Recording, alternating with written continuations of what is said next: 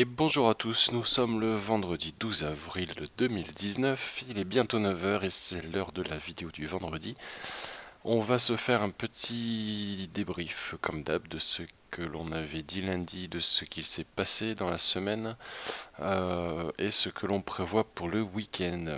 Donc lundi nous étions le 12, 11, 10, 9, 8, nous étions le 8 et il était 9 heures, donc on était à peu près là.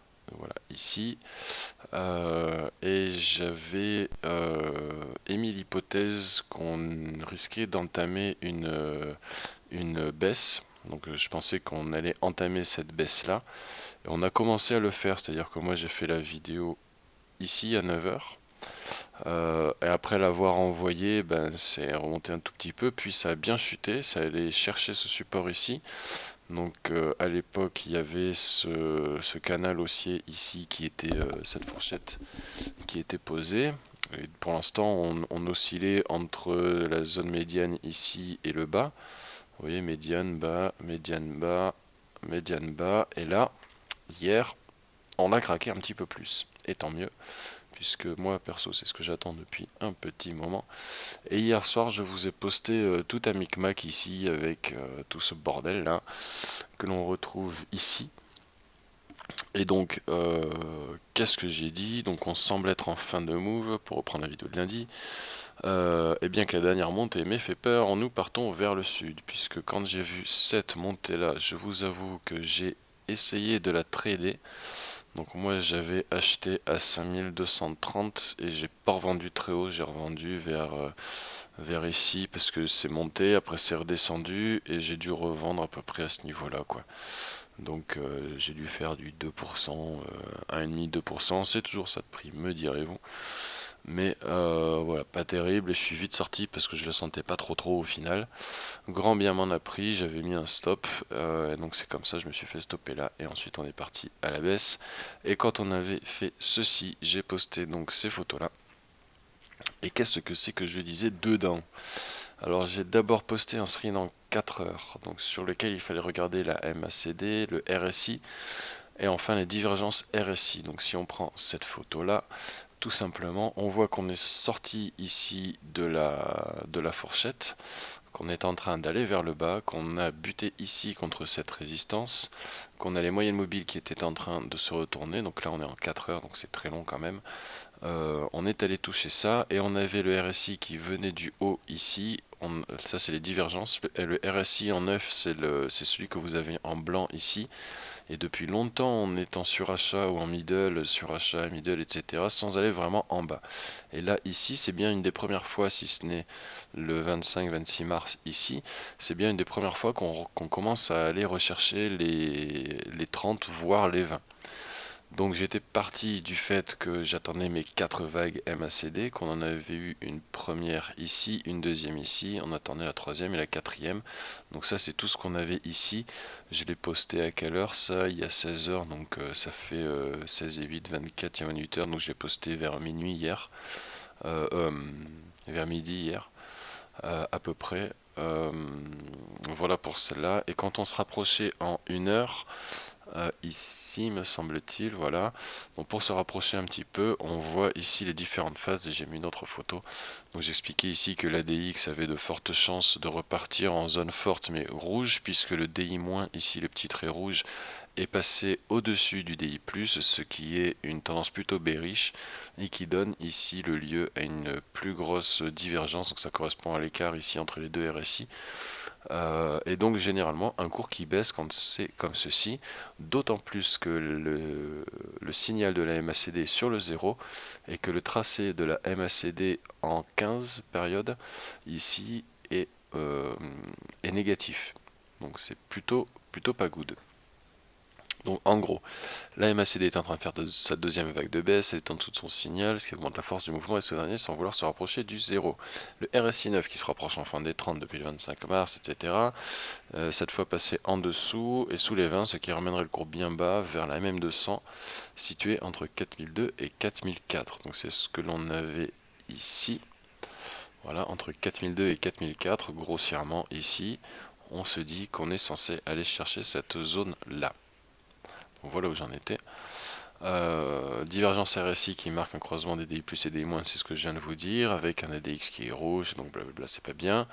Second screen, on passe en 1 heure, donc il forme grossièrement les vagues en 4 heures, 4 vagues en 1 heure forment une vague en 4 heures, et donc en 1 heure, on a un petit peu tout transpercé, et donc voilà, il y avait deux possibilités. On redescend vers 4850 pour faire une petite remontée vers 5050, 5100, puisque ça sera le niveau de la résistance désormais, avant de rechuter et de recommencer un cycle de 4 nouvelles vagues de baisse. Un peu plus tard dans la soirée, il y a 10 heures, donc ça c'était à 22 heures, 23 heures hier soir, je me suis dit un dernier petit rejet pour la roue, donc c'est là que j'ai mis mes petits dessins et j'ai imaginé que le cours ferait ceci, irait chercher ici cette zone là et pourrait potentiellement remonter. Tout dépend de la force du mouvement, mais l'ADX ici était censé redescendre, se croiser, potentiellement remonter, donc ça ce serait aujourd'hui à voir. Et une MACD ici en 30 minutes par contre, qui est censé être rejetée, partir vers le bas, faire un dernier cycle et remonter. Donc voilà pour les photos et ce qui était indiqué ici. Donc ça c'est toujours en 30 minutes mais c'est un peu plus zoomé. On avait ici un signal Renko down, donc il nous indique que on va avoir un mouvement baissier. Donc c'est souvent ce qu'on a ici, down up, etc. Et ici potentiellement cette quatrième vague de baisse. Donc voilà pour ce qui avait été publié sur le groupe LCMC Crypto. N'hésitez pas à le rejoindre d'ailleurs pour avoir de temps en temps, quand je fais pas les vidéos, avoir de temps en temps des petits signaux qui sont postés. C'est là que je poste les vidéos que je fais le lundi et le vendredi. Et c'est là que je poste entre temps les différentes analyses techniques que j'imagine. Mais n'hésitez pas vous également à proposer vos analyses techniques. La page est faite pour cela, donc n'hésitez pas. Qu'est-ce qui s'est passé en vrai? Donc moi j'ai posté les trucs, on était là, ici, on avait le signal Renko down, donc là j'ai viré tous les signaux pour que ça soit un petit peu plus clair. Ça d'ailleurs on va pouvoir le virer. Est-ce que c'est le bon? Yes. On n'en a plus besoin. Et ici, je ne sais pas si vous vous souvenez, mais ce deuxième support ici, je l'avais tracé au début du mouvement. C'est-à-dire que je l'avais tracé à ce moment-là, donc le 4 avril à peu près. J'avais pris tout simplement ces deux points comme vous le voyez ici, et j'avais tout simplement fait avec CTRL, j'étais baissé et je l'avais ramené ici. Ok? Donc j'ai rien fait de plus. Juste retransposer cet axe ici un peu plus bas en le prenant bien sûr avec le début du mouvement. Ça peut donner généralement les mouvements de sortie, et là regardez, c'est assez marrant, mais on est tombé pile dessus. On est allé le tester, ce support là. Donc on a agrandi ici la tendance haussière ici puisqu'on est redescendu ici, et on voit que sans changer la pente, en ayant juste pris une parallèle, on s'est calé pile là et ça nous a donné ici les niveaux de support. Comment ça se traduit ensuite pour les signaux? Donc ça c'était la zone d'achat 4002, 4004, 4004 moins on va dire.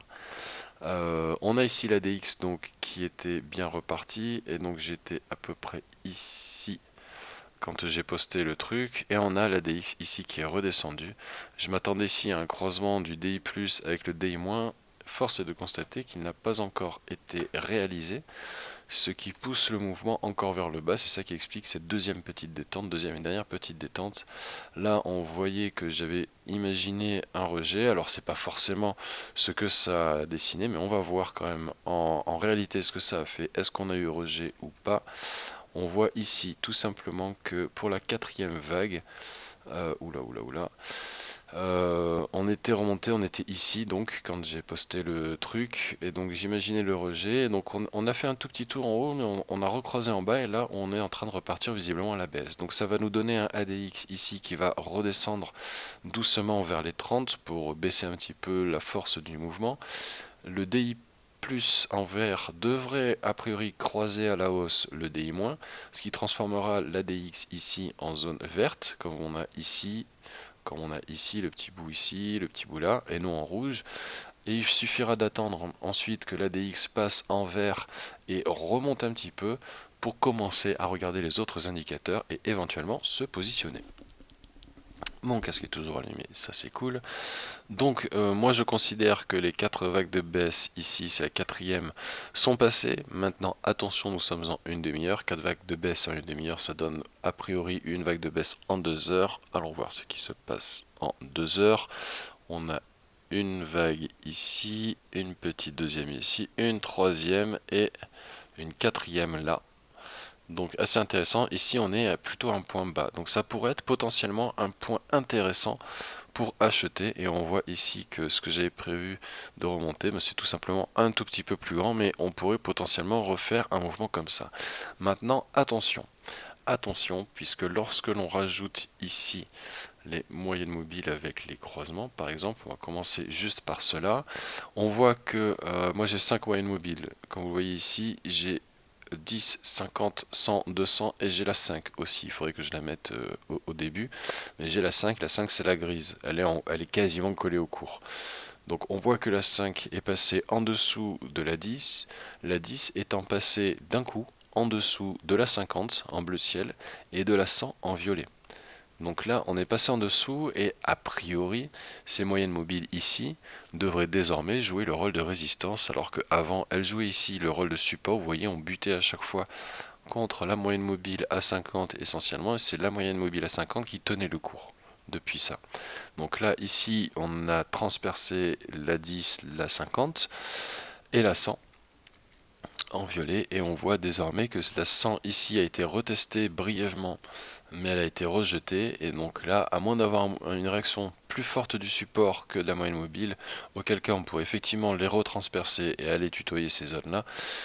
Si ça continue comme ça, il y a peu de chances que ça aille beaucoup plus haut. Pourquoi? Parce que le RSI ici, il remonte un peu plus vers la zone middle. Le RSI en 3 ici, il va rapidement aller exploser là-haut. C'est-à-dire qu'on va avoir un mouvement de hausse qui va venir retracer ici, venir retester plus ou moins la moyenne mobile. Donc on risque d'avoir le RSI en 3 qui va aller faire un plus ici, pendant que le RSI 9 va juste remonter en middle de ce côté-là.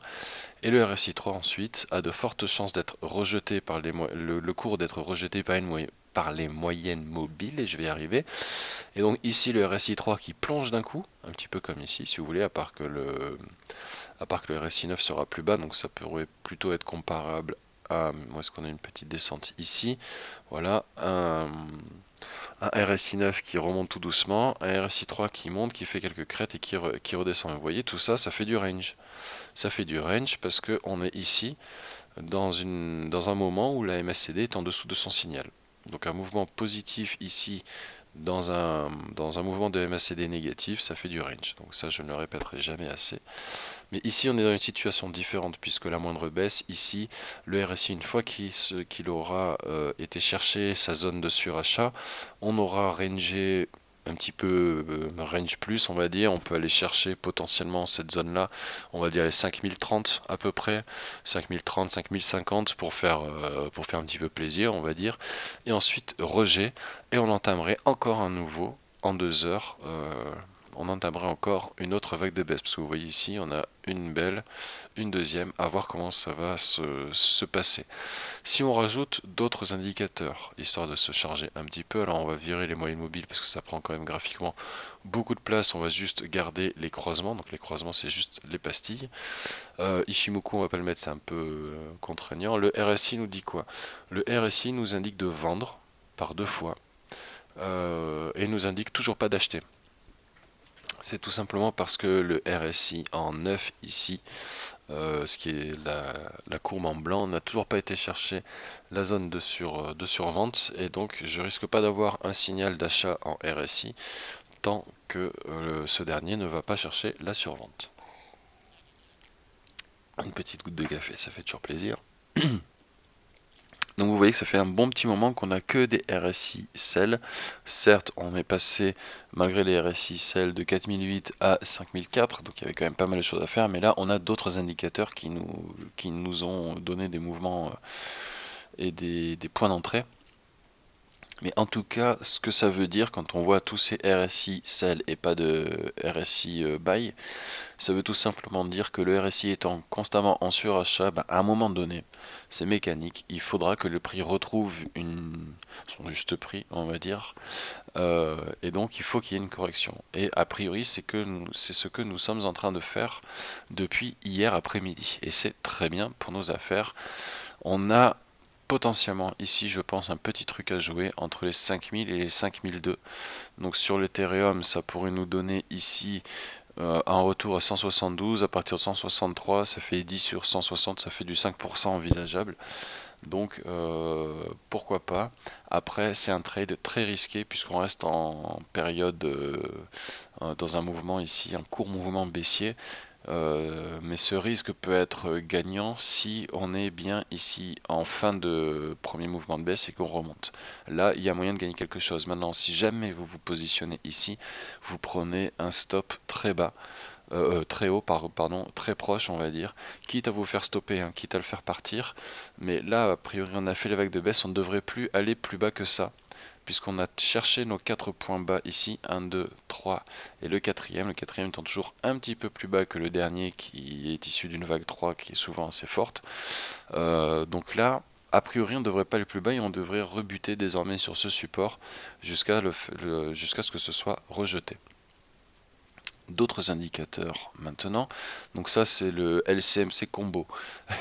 J'ai l'appelé combo, ça me fait penser au vieux jeu de combat où on fait des multiples combos. Et comme là, il y a quand même pas mal d'indicateurs, vous voyez, il combine les moyennes mobiles, les croisements des moyennes mobiles, le nuage Ishimoku que l'on va regarder de ce pas d'ailleurs, le RSI, l'AMX qui est différent de l'ADX, bien que relativement proche, la MACD pour étudier les convergences et divergences du cours par rapport à ces moyennes mobiles, et le Renko qui trace des sortes de pivots et qui me donne des indicatifs d'entrée et de sortie. On va s'occuper pour l'instant du Ishimoku, voir où on en est. Alors, en 2 heures, ce qui est assez critique, on va dire, c'est que le cours a profité de la faiblesse du nuage ici pour le traverser. C'est toujours comme ça que ça se passe. C'est-à-dire que si vous avez un gros nuage Ishimoku ici et que le cours vient le tutoyer, généralement le nuage est tellement fort, il est tellement épais si vous voulez que le matelas est costaud. Si le matelas est costaud, le cours rebondit, sauf mouvement très fort, à ce moment-là on n'y peut rien, mais c'est quand même un pourcentage plus faible d'apparition. Mais en général, quand le nuage est très épais, eh ben, le cours vient le tester, il peut aller un petit peu dedans, mais il va remonter, il va continuer. Contrairement à un nuage faible, et souvent le cours profite quand on a une brusque montée ici comme ça, il peut brusquement redescendre. Le cas d'un épaule-tête-épaule se voit avec Ishimoku comme ça, c'est-à-dire que vous avez l'épaule, la tête, et l'épaule a pour unique but de repasser rapidement, traverser le nuage pour entamer un autre cycle de baisse. Là, on voit par exemple que ce n'est pas le cas et on est parti bien haut. Ici, on est passé en dessous du nuage et ce nuage-là jouera désormais le rôle de résistance. Donc là, on avait beaucoup d'indicateurs, beaucoup de supports, si vous voulez, qui tenaient le cours vers le haut. Aujourd'hui, ces derniers sont en train de se retourner puisque quand on combine Ishimoku avec les moyennes mobiles, on voit que le nuage Ishimoku est pile poil dans les moyennes mobiles et donc on va peut-être aller le tester ici, mais pas beaucoup plus. Ça veut dire que le mouvement ici peut retracer, on va dire, ça doit correspondre aux 50%, il va remonter à 5100, 5130. Si on se le fait rapidement, tiens, on va tester. On va se faire ça comme ça.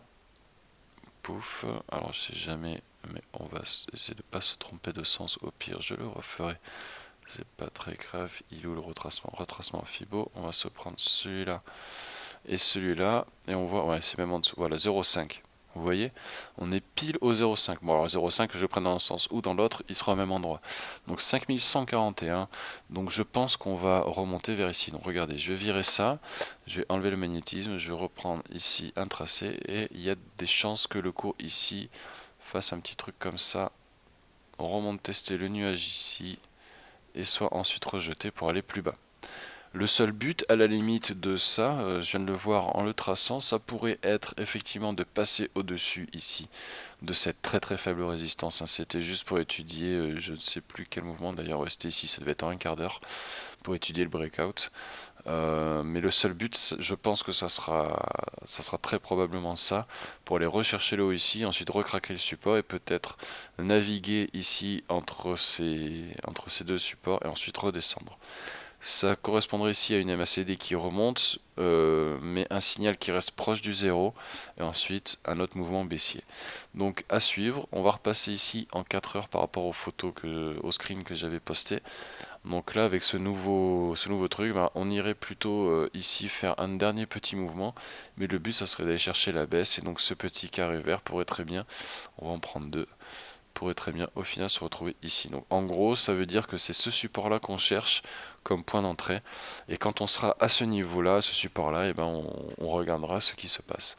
On va se faire très rapidement un tour sur les cryptos, mais comme vous le voyez, Bitcoin est rouge, donc toutes les autres sont plus ou moins rouges.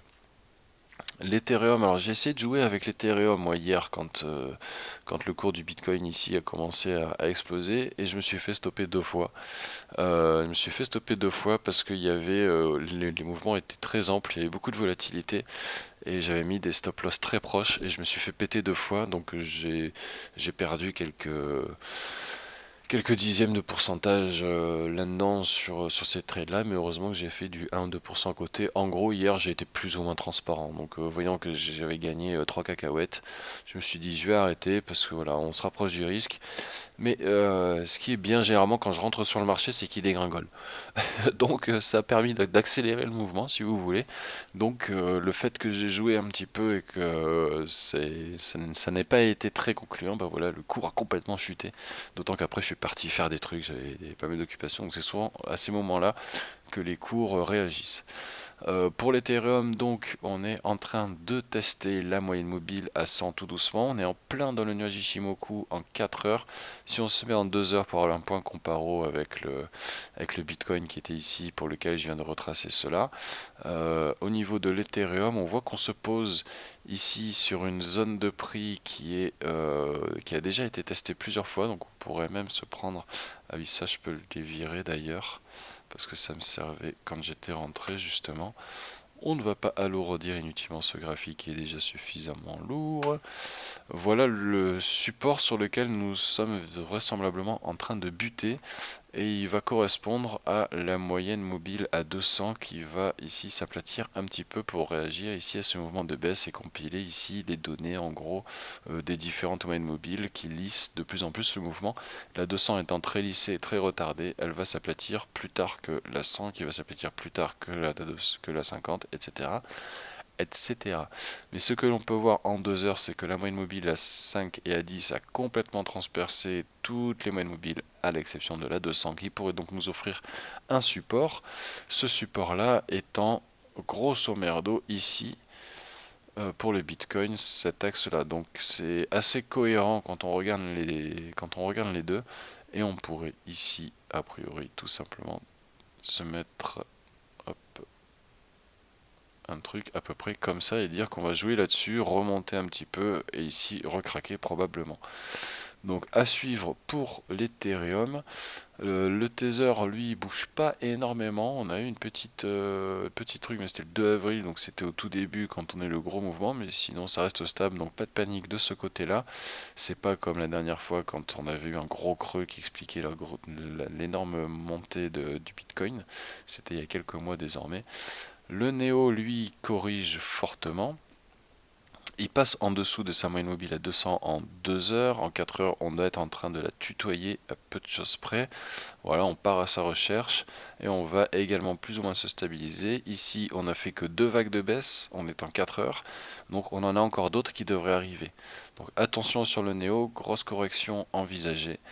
Et si on se met d'ailleurs en 4 heures sur le Bitcoin, on aurait ici une vague, deux vagues, on aurait encore deux vagues à faire parce que les 1, 2, 3, 4 ici c'était en 1 heure et en une demi-heure. Donc d'ailleurs il faudrait que j'aille les supprimer. On va virer tout ça. Ça aussi. Ça c'est bon. J'ai tout viré. Ok. Voilà, on va se remettre en 4 heures. Ok. Et donc là, on aurait a priori deux vagues de baisse. Et si on en a encore deux autres, et ben ça va faire mal. On va avoir un truc comme ça, par exemple, un truc rouge ici, boum boum boum. À part que le truc rouge avec une MACD qui commence à bien descendre ici et qui est en négatif, bah, on pourrait aller chercher ça. Donc c'est pour ça qu'il y a ces deux carrés ici, enfin un rectangle en l'occurrence. Litecoin également va fortement corriger. On voit qu'il est parti pour... là, il teste la 100, très bien, mais il pourrait être parti pour tester la 200. Le RSI repart à la baisse, etc. ONT qui était monté à 1,51 hier encore. On voit, alors pour rappel, ces supports et résistances là en jaune sont placés depuis cet été. Je n'y ai pas touché, on est allé souvent en bas ici, mais ces supports là ils datent de toute cette période là, ici, où on avait ici, hop, ça a été touché, pouf, donc je l'ai rajouté, là ça a été touché, pouf, j'ai rajouté, là ici, pouf, donc j'ai rajouté, etc., etc. Et là ici, à l'inverse, pouf, ça a été touché là, mais ça a été testé en tant que résistance également. Donc c'est de là que viennent ces supports, je viens pas de les placer, et c'est pour vous expliquer un petit peu pourquoi on en arrive à des trucs comme ça, où vous avez un bordel dans tous les sens, où il y a du rouge, où il y a du bleu, où il y a du violet, où il y a du jaune, où il y a du vert. Je comprends que c'est vraiment pas facile à décoder pour vous, parce que c'est très chargé. C'est pour ça que depuis, j'ai modifié un petit peu mon indicateur pour pouvoir le rendre un petit peu plus épuré, pour le suivre un petit peu mieux. Ce qui est moi je garde à chaque fois tous ces supports et tous ces traits parce que c'est assez marrant de constater qu'on retourne toujours les visiter à un moment. Et si on se prend, c'était quoi? C'était ONT. Si on se prend l'ONT, c'est très simple. Ici, donc on avait testé ça. Quand on est descendu ici, vous voyez qu'il y a eu un petit palier de discussion à ce niveau-là. On est redescendu. Quand le mouvement est reparti à la hausse, on a été tester ça en tant que résistance.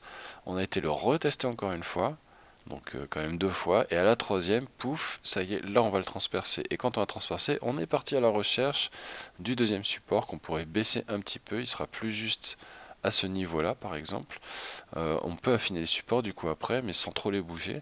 Et là, vous voyez, on a été retester ici l'ancienne résistance en tant que support, le valider, et pouf, ça a donné du coup un mouvement fort. On a été testé direct la deuxième résistance.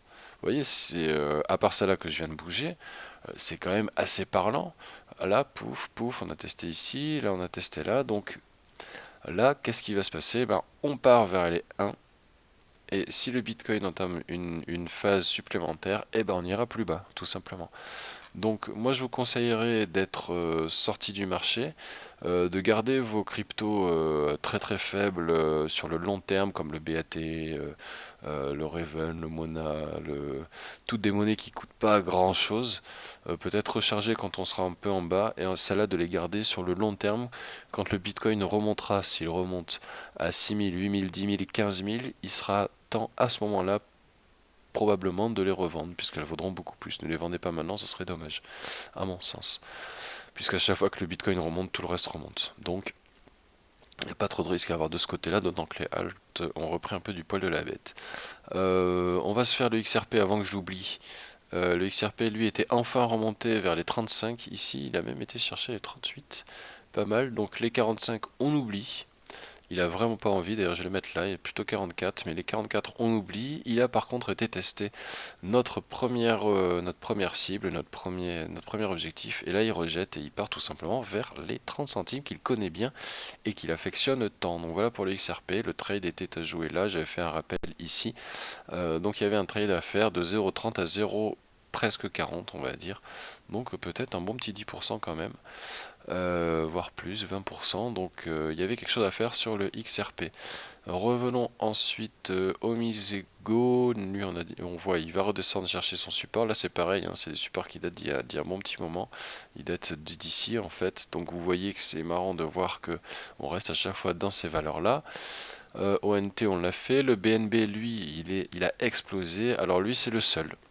C'est le seul qui a retrouvé son niveau de la frénésie. C'est-à-dire que là, à ce niveau-là, le Bitcoin était à 19 000, 20 000 dollars.